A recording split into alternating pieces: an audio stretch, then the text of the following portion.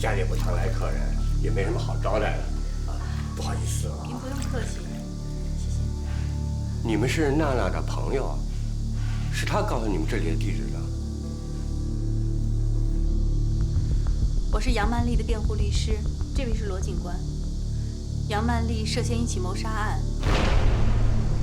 我们就是来了解一些情况。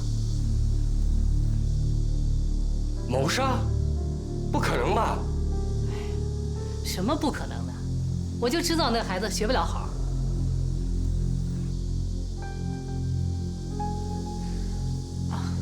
现在我们搜集的证据的确对她很不利，她有可能是谋杀她丈夫的凶手。娜娜谋杀她丈夫？你们是不是搞错了？哎呀，律师同志，她杀没杀人那是她自己的事情，跟我们做长辈的没什么关系。再说了，她跟我们已很多年没有走动了，我们几乎没这门亲戚了。是这样，我们刚才调查过，他的小学老师说，他小的时候可是住在你们家里啊。可是他长大了以后就搬出去了，这搬出去以后就再也没有回来过。哎，你们这是想问什么呀？我们可是什么都不知道啊！您先别多想，我们就是来了解一些情况，比如说他小时候的性格，有没有跟别人有什么摩擦，还有他为什么会离开古北镇呢？他小的时候挺活泼的，挺好的，也没有和什么人有过摩擦呀。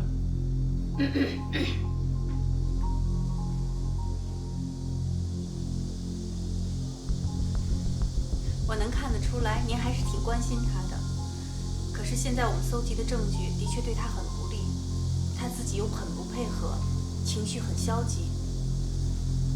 您再帮我们想想，他是不是以前受过什么打击啊？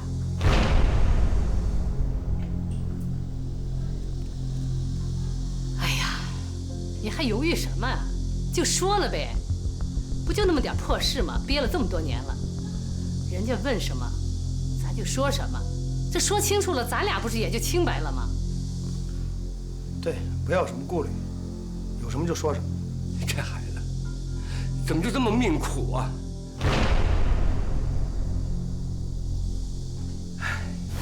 娜娜高中的时候学习成绩很好，虽然模样很漂亮，但人很老实。那时候她一心要考名牌大学，每天早出晚归的，学习很辛苦。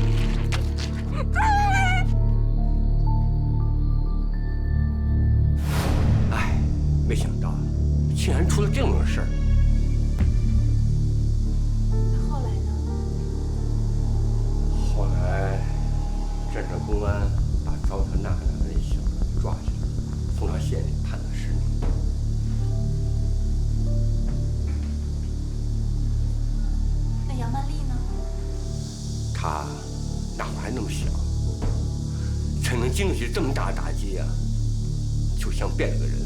是变了个人，也不上学了，天天也不着家，跟镇上几个小流氓裹在一起，你说能学好吗？我跟他舅舅没少教他，可是他不听啊，最后啊还是离家出走了。再后来呢，听镇上打工的人说，在这个4思明州的酒吧或者歌厅里见过他，说是打扮的妖里妖气的。我琢磨着，他也是破罐子破摔了，这辈子也就这样了。可是我没想到，他竟然杀人了。你说让我们长辈的脸，这往哪儿搁呀？别说了。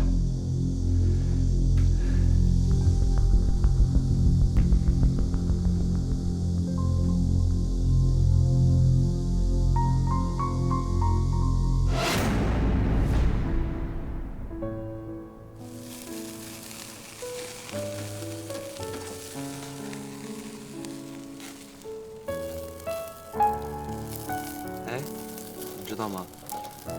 我在美国的时候，每个星期都会跟亚裔的同学出去烧烤。说到底，就是不爱吃美国的西餐，特别讨厌。我现在的烧烤技术还是跟一个熟人学的，一会儿啊，一定要尝一尝。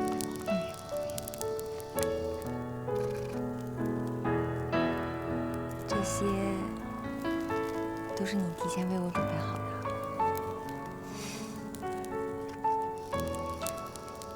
这儿可没什么摄像头，说句心里话，喜欢吗？喜欢什么？这里一切，包括我。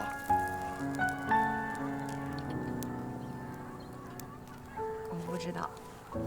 想知道吗？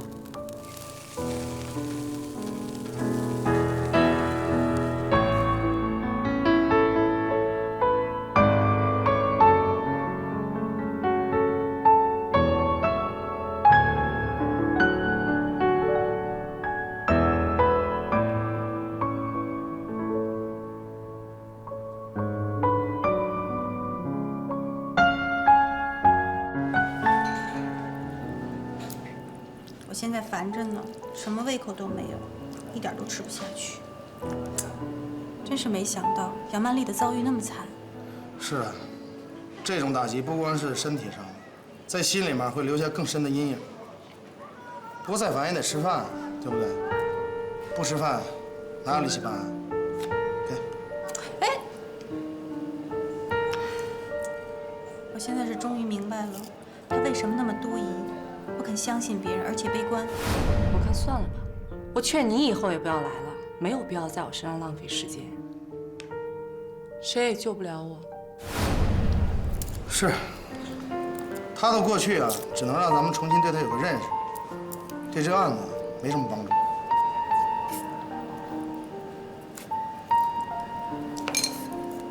你就不能不给我泼冷水啊？ 好，对了，你在火车上说你怀疑司马良可能是自杀，有根据吗？推测而已。不过，我跟杨曼丽提起这个推测时，你就那么想死吗？你要想死，当天晚上你就不应该爬上来，应该跟你那个想自杀的丈夫一块儿去死。爬上来就证明你不想死。 不想死，为什么不把真相说出来呢？你别说了，你别说了，你别说了，你别说了！白天我跟你说的推测是正确的，对不对？司马良是自杀，尽管很多人都觉得你跟司马良在一起是有所图谋，但是根据我们的调查，我和我的老师宁愿相信有另外一种可能，你深深爱着司马良，对不对？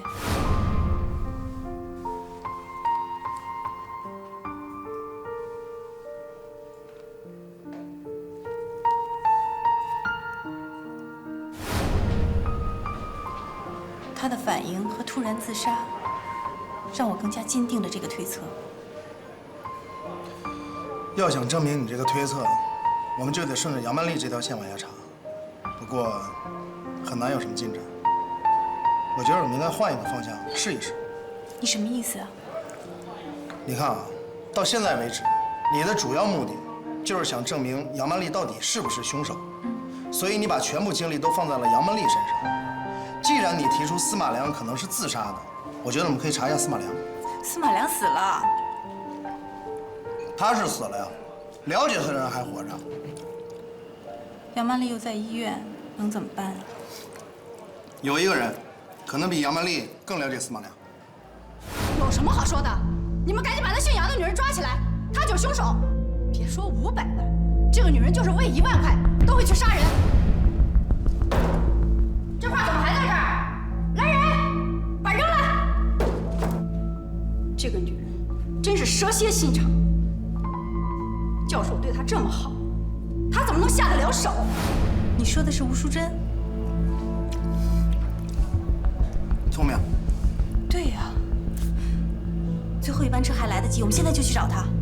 走啊！哎呀，没买单。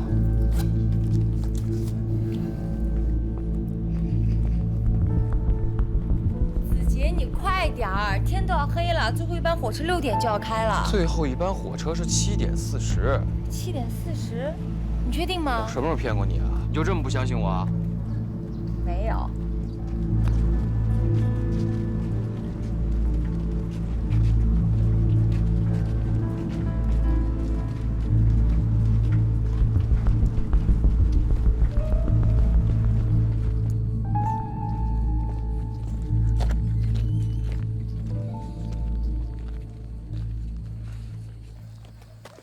这个就是最有名的古镇许愿树。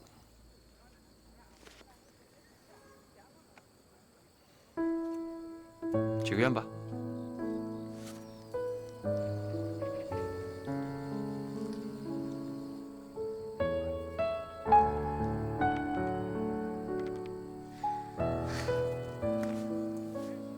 许了什么愿啊？我不告诉你。你不告诉我，我也能知道。这你也能知道啊？嗯。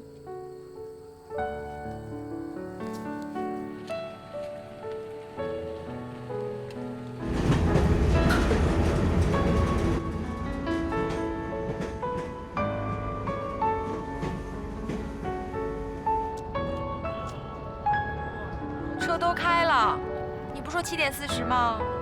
我把时间记成省城的发生时间了。那现在怎么办呢？要不这样吧，我给我大哥打个电话，派个车来接咱们。我们俩出来，你先别跟他说了。那怎么办？天都黑了。要不然，咱们俩先找个地方住下来再说。那我先给我大哥打个电话。好。哎，别说你跟我在一块儿啊。好。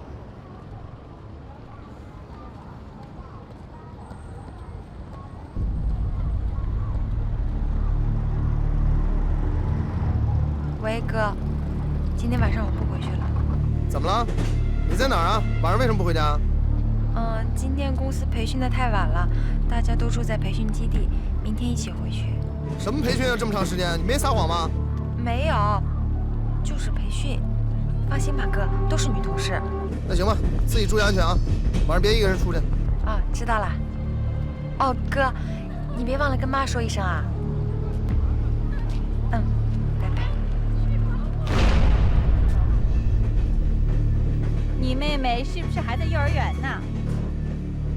什么意思啊？那么大的人了，参加工作了，她自己分得清好坏。你不知道，我妹从小就老实，跟你不一样，容易被骗。你的意思是说我不老实？啊不是，嗨，就是他们公司有点乱，我劝他好几次让他辞职，他不听。他又不是小孩了，自己的事情自己能处理好，你别想那么多了。我就怕他不清楚。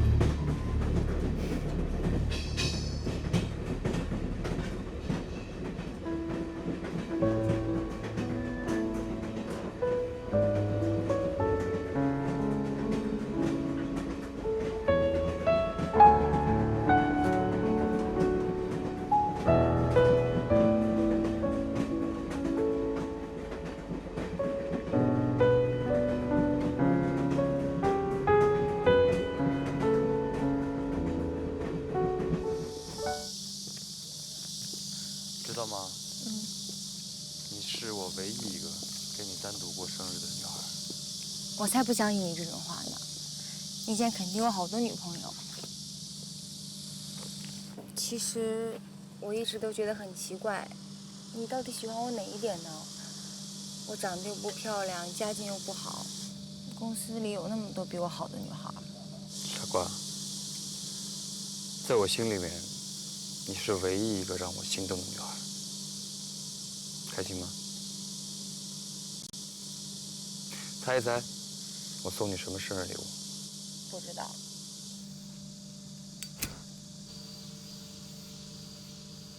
我不抽烟啊。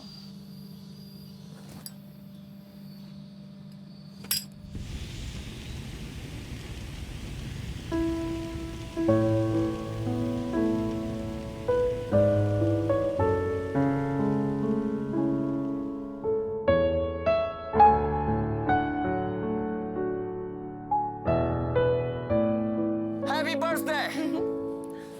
开心吗？开心。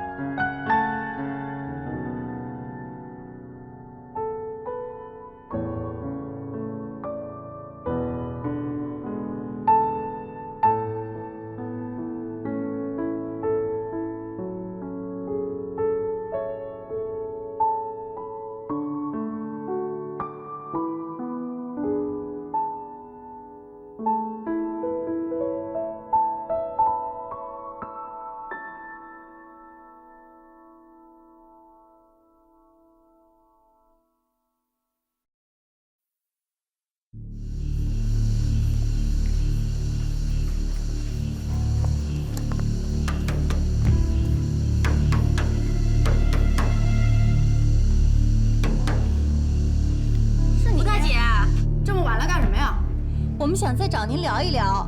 我和你都说过了，有什么好聊的还？我们发现了一些新的线索，想跟您说一说，您能配合一下吗？我没什么好配合，我们就想跟您再核实一下。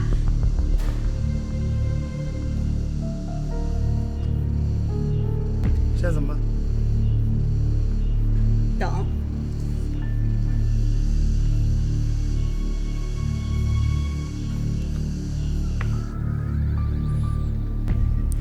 你知道吗？这是我的第一次。傻丫头，我怎么会不知道呢？那我是不是你第一个女人啊？我只知道我是你第一个男人。真坏。亲爱的，我会珍惜你一辈子的。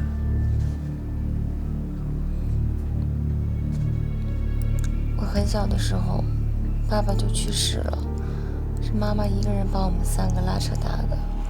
可你不一样，你身世又那么好，又受过那么好的教育，我怕跟你在一起，别人会说闲话。只要我们是真心相爱，没有人会说我们的。现在你告诉我，你是真的爱我吗？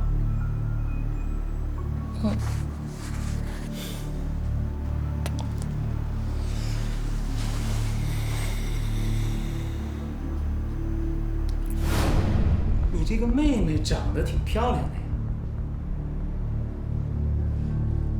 姓陈的，我告诉你，你要动我妹妹一下，你想怎么样？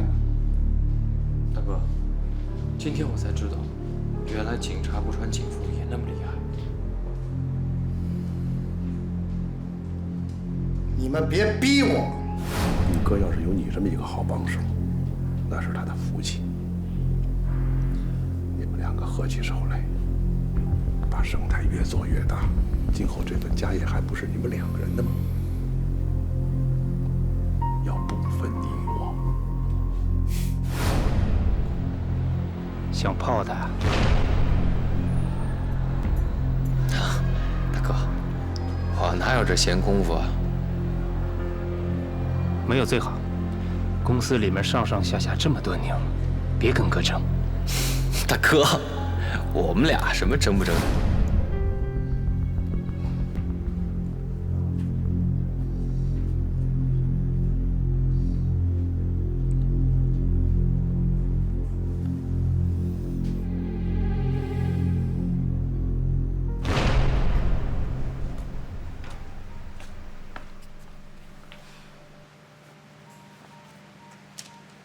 就这么等他，赌气呢？没赌气，我就是觉得吴淑珍肯定会给我们提供一些新的线索。要是他不敢说呢？那他要是说了呢？你这不抬杠吗？要说他早说了呀。哎，你这个人怎么这样啊？是你跟我说的来找吴淑珍，她有可能会给我们提供一些新的线索。你现在又让我打退堂鼓，你这不成两面派了吗？哎呦，安大律师，我一个人民警察，大半夜不回家陪你在这蹲点，我成两面派了？那你回去吧，我自己在这等着呀，没事儿。我不是不放心吗？你有什么不放心的？我又不是你妹妹。你不是个女的吗？女的怎么了？女的就得让你在这儿保护啊？走吧，我一个人行，真的。走吧。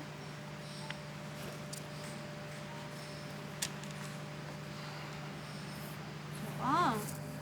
那行，我走了啊。你站着，再见。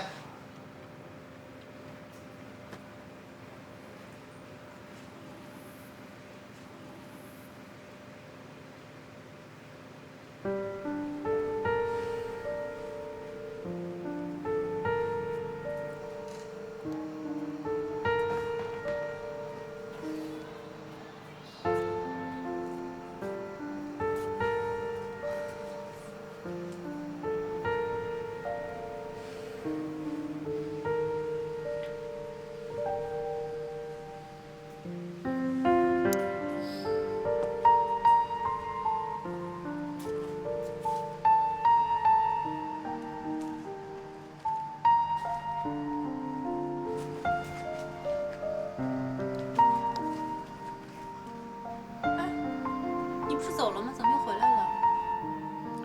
一看你这个同志啊，就不会蹲点。蹲点还要什么经验？免费给你上一课啊。第一，蹲点的时候为了上厕所，保证不能没有人，所以必须在2个人以上。第二，供给要保证，要不然嫌疑人没怎么样，蹲点的同志已经垮了。这一点你的确想的比我周到。哎，谢谢老师啊。你是警察，这你对人民群众应该做的。律师的口才就是厉害。那坐着。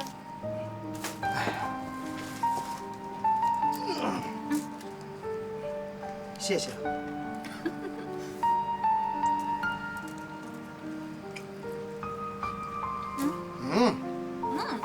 你多吃点。吃吧。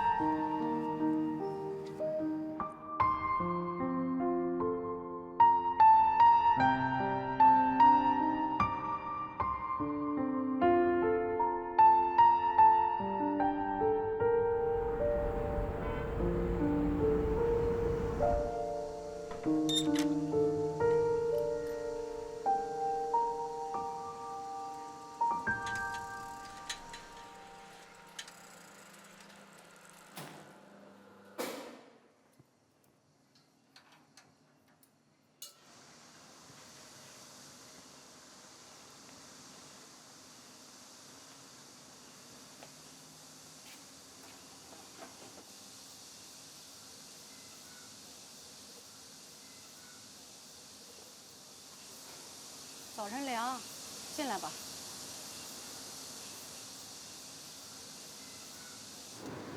哎，真没想到你们会等一夜。喝点热的吧。谢谢。这又是何必呢？该说的我都说了，你们再问，我还是一样的回答。我虽然讨厌他，但是我不会昧着自己良心瞎说。我就想不明白，这案子还有什么可查的？你们难道还不相信教授是杨曼丽杀害的吗？像她这样的女人，贪慕虚荣，为了保单上那笔钱，什么事儿做不出来。你为这样的人辩护，简直就是白费功夫。吴大姐，我们今天来找您不是来做调查的，只是想跟您说一些关于杨曼丽过去的事情。她的事儿跟我有什么关系？我没兴趣听。我记得上次我来找您的时候，您对她的印象非常差。没有谁天生就是坏人，对不对？对。我们搜集了一些关于杨曼丽过去的事情，我想跟你说一说，您也许可以重新认识她呢。有这个必要吗？您看在我们在外面等了一晚上的份上，就听我把这个故事讲完吧。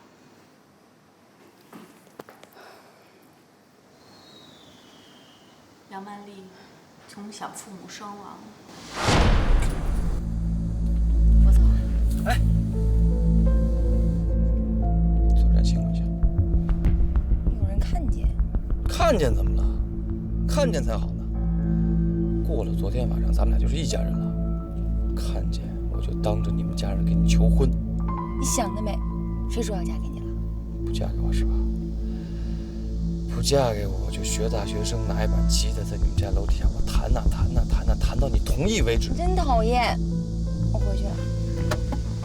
哦，咱俩的事儿你先别跟别人说，我怕公司的人知道了说闲话。等我们订婚了以后再告诉他们，好不好？等什么时候？订婚啊。订婚？哦，同意了是吧？光同意不行，还真得亲我一下。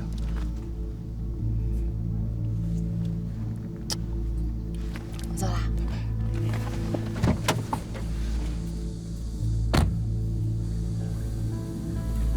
走吧，师傅。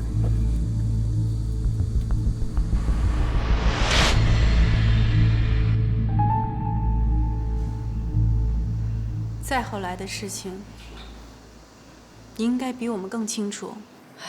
真是没想到，她以前也这么不容易。也许您对杨曼丽天生就有敌意，但是不管怎么说，她也是一个可怜的女人。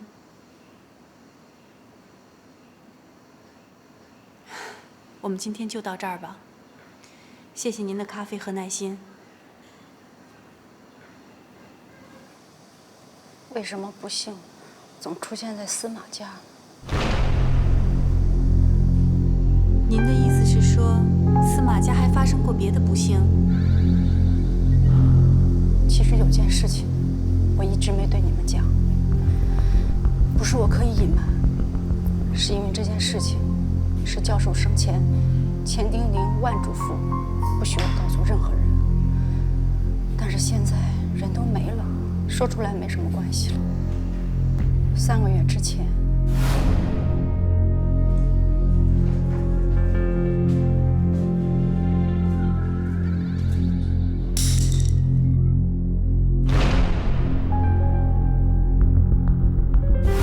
你们不会理解，对于教授这样真正的艺术家而言，对于艺术的追求远远高于生命。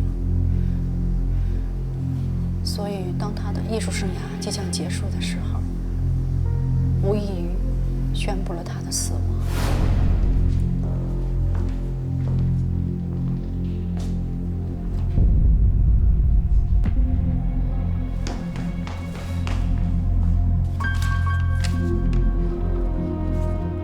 教授。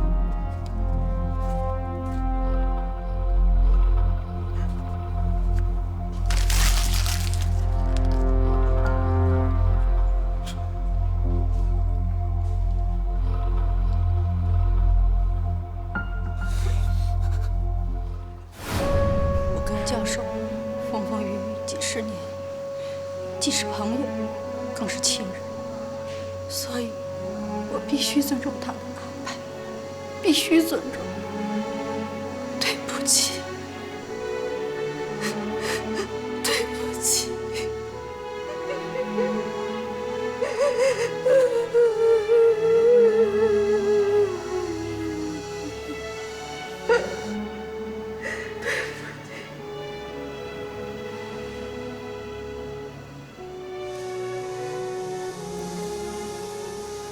看来你的推论还是有些依据的。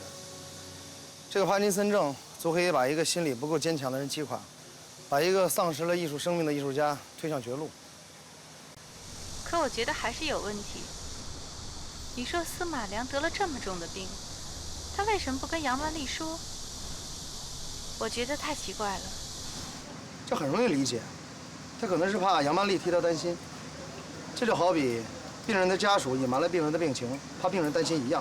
反过来，如果病人先知道了自己的病情，怕家属担心，也会隐瞒自己的病情。你说的是心理层面的，我现在说的是行为层面的疑点。什么疑点？你还记得我做的那个试验吗？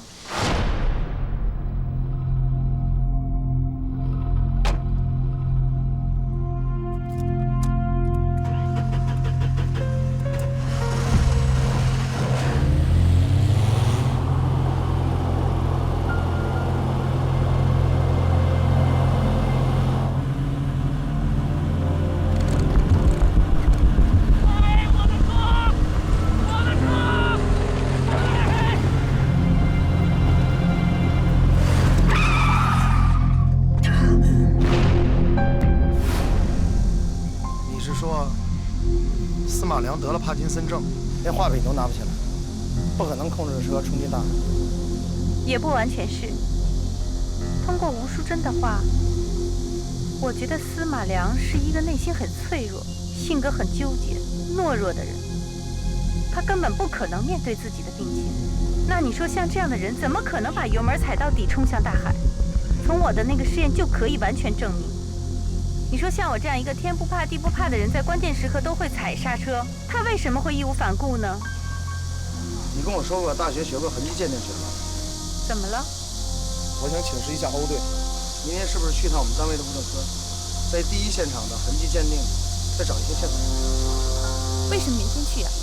你现在就可以请示欧队，我马上陪你去。你一晚上没睡了？我也没睡了。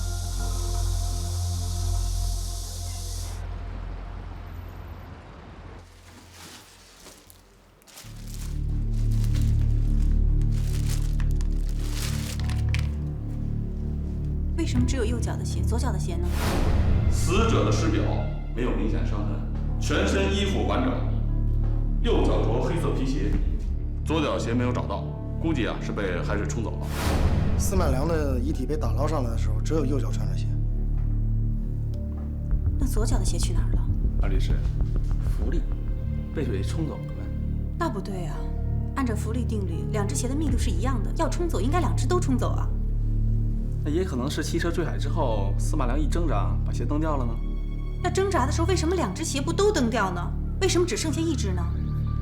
喜欢那只，胡说。罗征，我想，你想再做一次实验？罗哥，吃了啊！不着急，做完实验我请你吃。还做实验呀？我前2天刚换的胎。放心吧，这回我坐在旁边。一块儿往里冲啊？用不用我给老太太打个电话交代一声？少废话，你还不相信？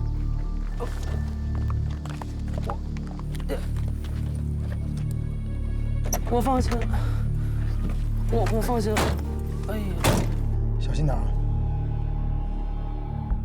你放心，我有分寸。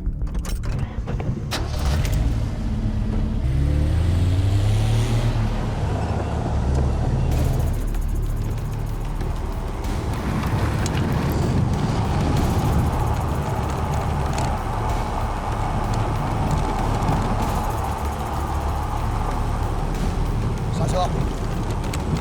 刹车！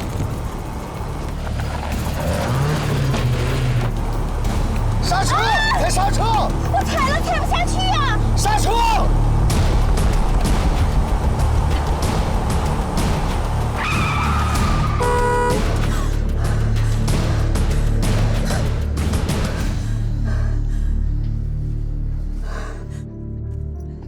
你们可吓死我了呀！嫂子，你是不是中邪了？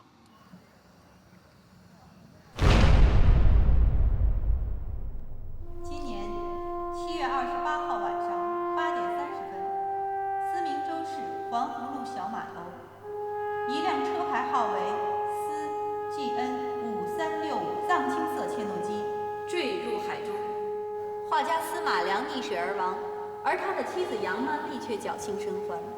后因司马良曾投下巨额人身意外保险，而该保险受益人杨曼丽便被怀有重大的作案嫌疑，从而警方以涉嫌骗保和谋杀对其进行了调查。从目击证人的证词，还有现场收集的物证，以及我的委托人杨曼丽女士在接受调查时闪烁其词的表现，几乎都把谋杀这一罪名牢牢绑定在她身上。审判长，各位陪审员，尽管公诉方掌握的种种证据都对我的当事人杨曼丽非常不利，可作为杨曼丽的辩护律师，我必须对本案进行进一步的调查和核实。在调查核实的过程中，我得到了思明州市刑警大队的大力支持。通过走访和取证，我做出了一个极其大胆的推断。现在恳请审判长、各位陪审员允许我当庭说出我的推断。辩方律师，可以说出你的推断。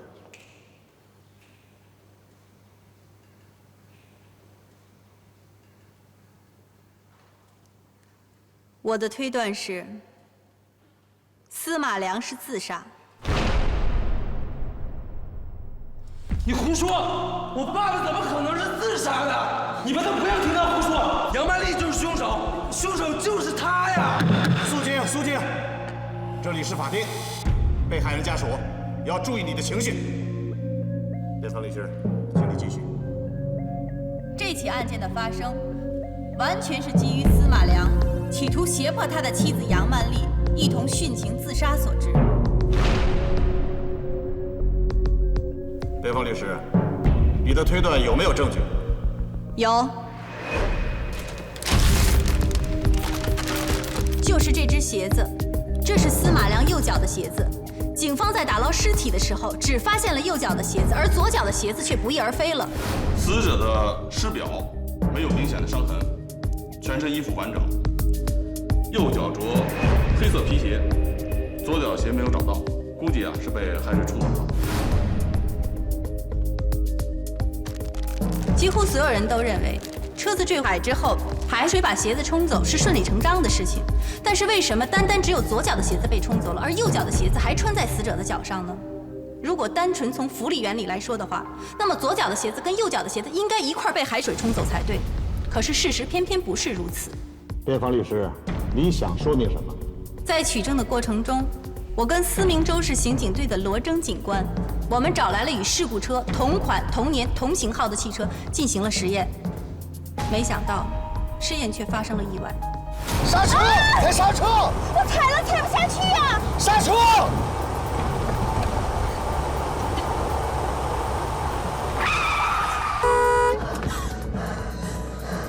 正是这次意外，让我跟罗征警官共同找到了司马良左脚鞋子失踪的原因。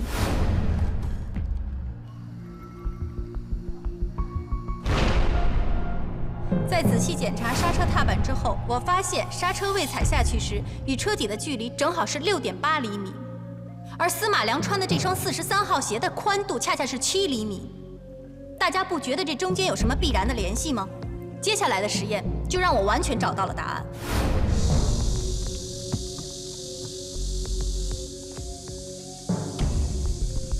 当鞋子垫在踏板下面之后，再踩刹车，无论如何也踩不下去。踏板与车底之间的空隙完全被这只鞋子填满。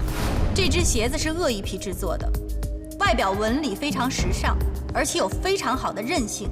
也就是说，它比一般的牛皮、羊皮都更加坚硬。这样的一只鞋子垫在刹车踏板下面之后，是完全不会发生压弯、松动的。我曾经有一个疑问：案发当晚，死者司马良为什么要带着被告杨曼丽去码头？他们的住所跟码头是完全2个不同的方向。天色已晚，为什么不回家去了码头呢？我曾经百思不得其解。可是当我解开鞋子谜团时，我就全明白了。之所以两个人要夜间来到海边，就是因为司马良要企图杀害他的妻子杨曼丽。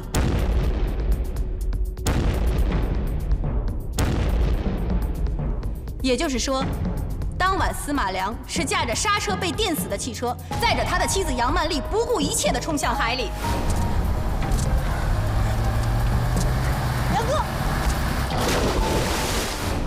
辩方律师，假设你的推断成立，我是说假设啊，那么司马良为什么要在他的刹车下面垫上皮鞋呢？人的本能。我做过跟司马良同样的行为，以求证案发时的细节。然而我得出了一个结论：在汽车快速冲向海里的时候，出于求生和恐惧的本能，无论如何都是会踩下刹车的。这就是在汽车刹车下面塞上这只鞋子的作用。司马良害怕自己因为求生的本能踩下刹车，从而使自己的计划失败。我想提醒辩方律师，你所谓的推断完全是建立在当时驾驶汽车的是司马良的前提下，而我们公诉方所获取的监控录像，以及本案第一目击证人罗迪所目睹的真实情况，都明确地指出，当时驾驶汽车的是被告人杨曼丽，而不是死者司马良。况且，警方还就第一目击证人罗迪的视力问题，在案发现场做了一次准确的还原实验。实验的结果证明，第一目击证人的视力完全正常，这恐怕都和辩方律师的推断相悖。请你做出解释。刚才公诉人所问，正是本案的症结所在。关于拍摄到杨曼丽驾车的录像，我想指出，距离案发现场最近的路况摄像头离汽车坠海的距离是4.5公里。也就是说，在路况探头最后拍摄到杨曼丽驾车离汽车坠海有4.5公里的盲区。在这期间，两人完全有可能换驾。曼丽，你累了，这段路我熟，还是我来开。好。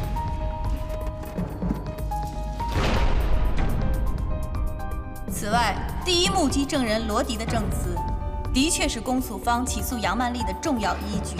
从而，警方也做了一个缜密的实验，来证实罗迪的视力是否正常，是否亲眼目睹了案发当晚的情况，是否准确无误地辨认出到底是谁开的车。然而，有2个细节被我们忽略了。请问是什么细节？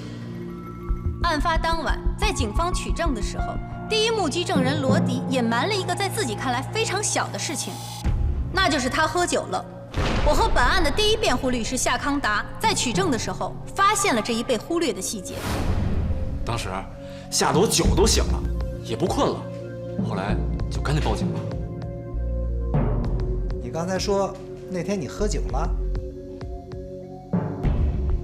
我喝了，不过没喝多少。那你在做笔录的时候，有没有把你喝酒这件事情告诉警方？我喝不喝都看得清楚。后来他们还做了个实验，我眼神好着呢。本来在第一次开庭的时候，夏老师就准备把这一情况提交法庭，可是没想到，夏老师怎么了？夏老师，您没事吧？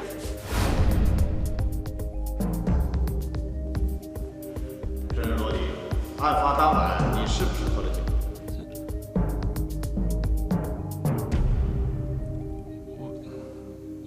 我喝了一点儿。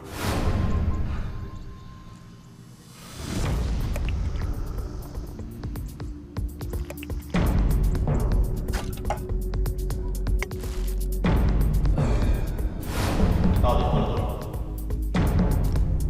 ？3瓶罐装啤酒。我酒量挺好的，不至于看错。要不再喝一次，再做次实验，肯定不会错的。这只是其中的一个细节，还有一个更重要的细节，导致警方的目击测验不能够完全验证案发当晚的真相。那是什么？月亮。这是思明州市气象局提供的2份卫星云图，分别是案发当晚的7月28号和警方做目击测验的7月29号。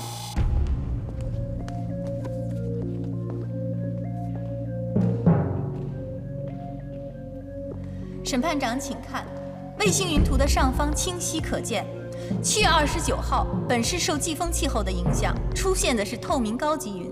在这样的云层下，月亮清晰可见，月光下的视线非常好，警方可以完全判断出罗迪所见准确无误。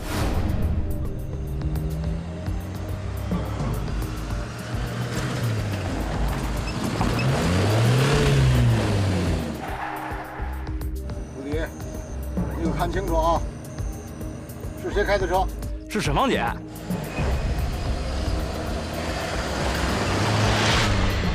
还是沈芳姐开的。罗迪，你确定是沈芳开的车吗？哎呦，欧大哥，你放心吧，我左眼5.2，右眼也5.2，我是有名的千里眼，绝对没错。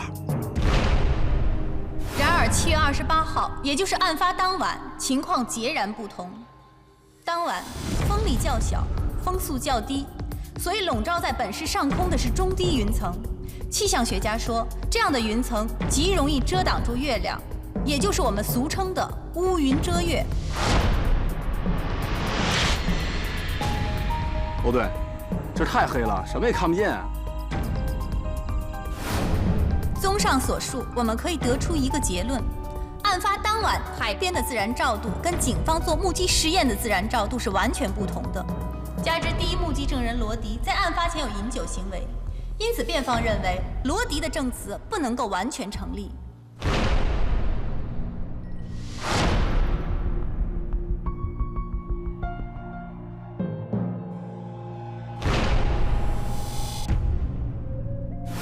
辩方律师，按照你刚才的推断，假设司马良是自杀，又胁迫杨文丽寻情，那么他这样做的动机是什么呢？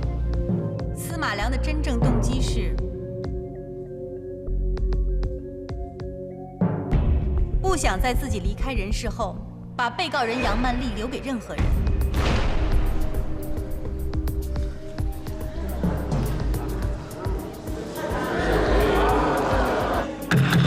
肃静，肃静！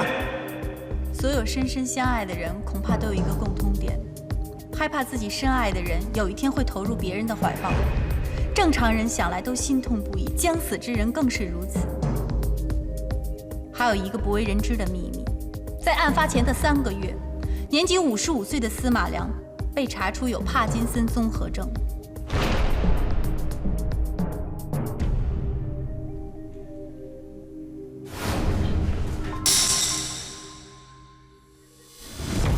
这是医院出具的相关证明。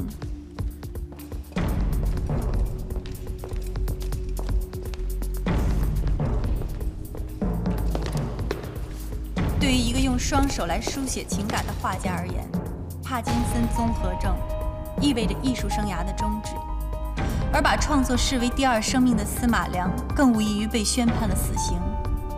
因此，他产生了自杀的念头。但在他心里，他深深爱着他的妻子杨曼丽，纵使他对人世已无任何眷恋，他也害怕自己死后杨曼丽会改嫁他人。正是这种纠结的心情，使他做出了一个极其自私而残酷的计划，那就是让杨曼丽跟他一块儿去死。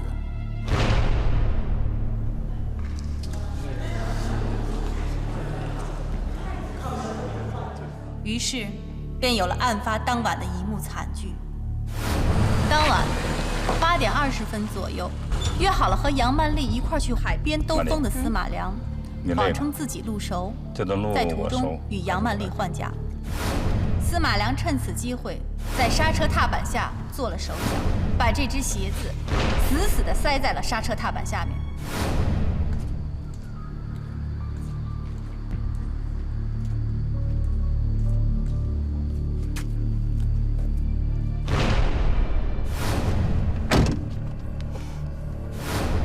但杨曼丽无论如何也想不到，当她重新坐回车里的时候，这个无比残忍的自杀计划也就在此刻开始了。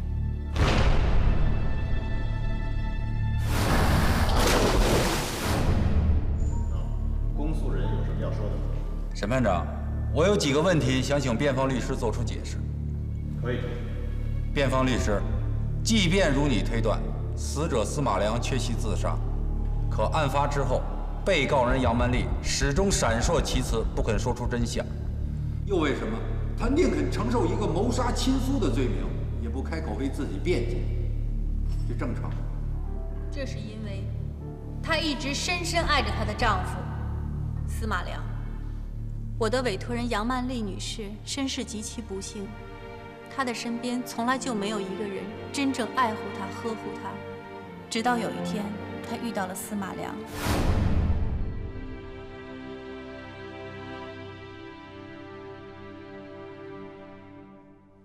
司马良让她真正感觉到了爱情的甜蜜，生活的幸福。她开始和司马良真心相爱，憧憬着两个人美好的未来。她甚至把司马良视作她生命的全部。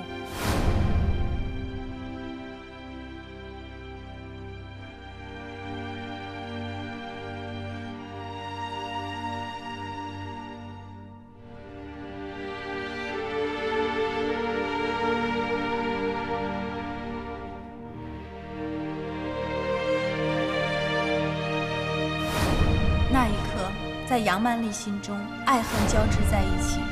正是因为这种复杂的心情，杨曼丽能做到的，只有尽力忘却冰冷的现实。只有这样，她心目中的司马良才能保持往昔完美的形象。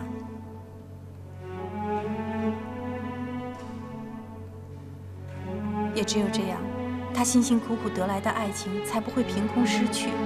即使被误当成凶手，她也不去辩解。她宁愿相信这只是一场意外，而不是一次精心设置的谋杀。这样的伤害，对于一个女人内心的摧残，是永远无法想象的。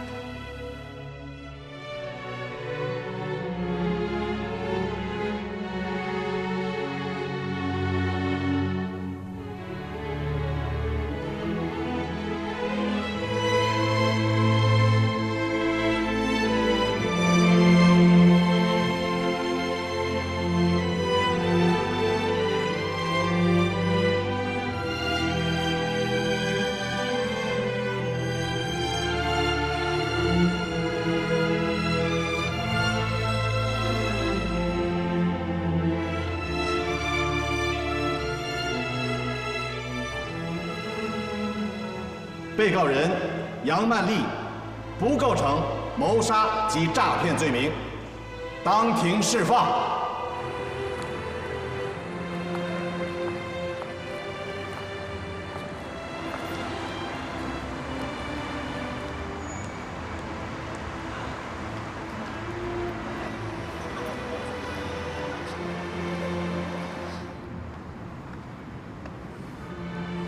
我觉得自己像在做梦。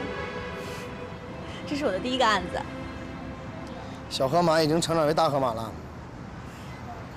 谢谢大狗熊。还大狗熊呢？哎，你的行市是不是看涨啊？肯定这行市得涨啊！安然，估计你再接案子，得6位数。黄大哥，瞧您说的，弄得我跟抢银行的似的。你瞧，你还不信？哎。可惜呀，茫茫人海，像杨曼丽这样的女人不好找了。鄙人浪迹天涯数10余载，怎么就没碰见一个像杨曼丽这样的人呢？黄大哥，不是我说您，您那墓地啊卖的便宜一点，别那么黑。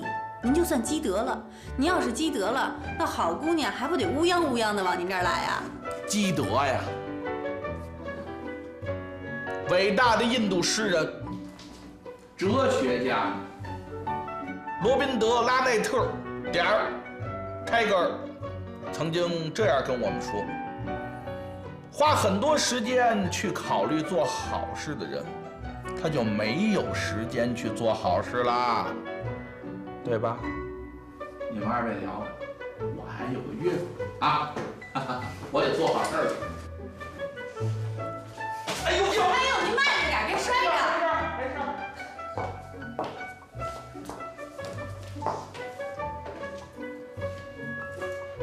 安然，跟这种人在一起合租靠谱吗？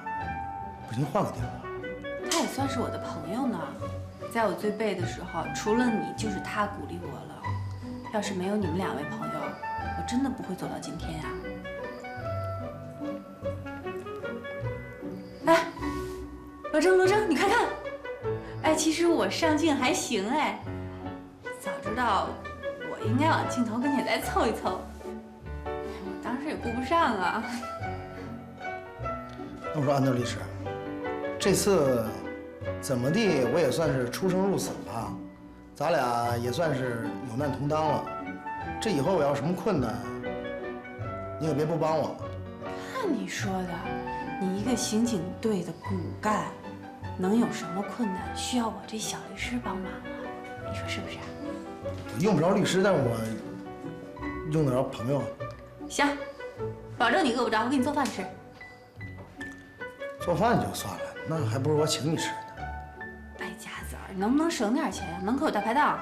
你看你这话说的，刚才那个黄点大鸡总经理都说了吗？你都快6位数了。我给你省钱呢，怕你没钱谈女朋友，回头再赖上我怎么办？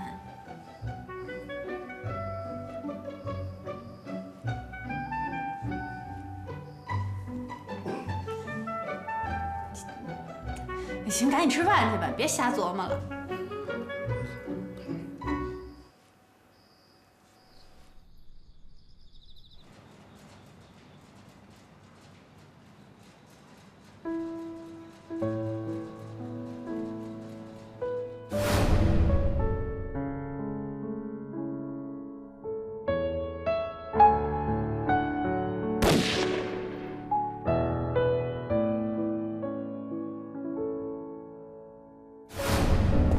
有你这么当警察的吗？你离那么近，你万一伤着我怎么办啊？姑娘，我刚才我什么我呀你？刚才那种局面下，我为了救你只能开枪。那是救我吗？你当，彪你一下打着我怎么办？我就没命了！我告诉你，我要有后遗症，这辈子负不起这责任。我跟你说话呢。罗章，你知道我多羡慕你吗？你有妈妈，有妹妹，有弟弟，一家人围坐在一起，其乐融融的。你有什么不高兴的事，你可以跟他们说，我不可以。有多难的事儿，我只能一个人扛着。我多想有一个家呀！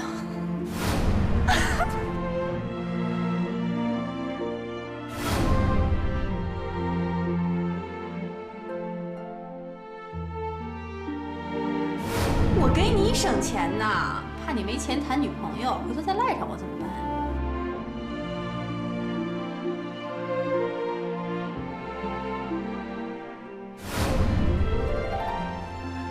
乐什么呢，儿子？没有，透透气。透气？哎，行了，别骗妈了，跟妈说实话，是不是恋爱了？你想哪儿去了？我哪有功夫谈恋爱呀？人家天底下的比你忙的人多了，人家都打光棍了。小张，你看人家刘阿姨、赵大妈，还有那个居委会那王主任，都特别喜欢你，说你长得帅，都张罗着要给你找对象呢。要不哪天见见吧，别总慎着了啊！行，你儿子这么帅，哪天我给你找个好媳妇回来啊？哦，你说这话，妈心里也知道了，心里有人了，是不是？行，心里有人，你就好好跟人家处啊，可别给我顺跑了。河马那么胖，跑不了。什么属马的？你跟你合适，属马的有点胖啊。胖没事，胖点有福气，你可不许嫌人家胖啊！哎，我不嫌他胖，妈，你回去睡觉去吧。哎，我睡不着，这2天小磊老说加班，总回来特晚，妈不放心。没事，你回去睡吧，我在这等他。属马的合适啊，别总慎着啊。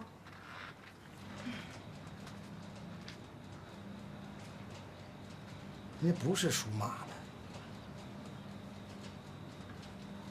差2岁呢。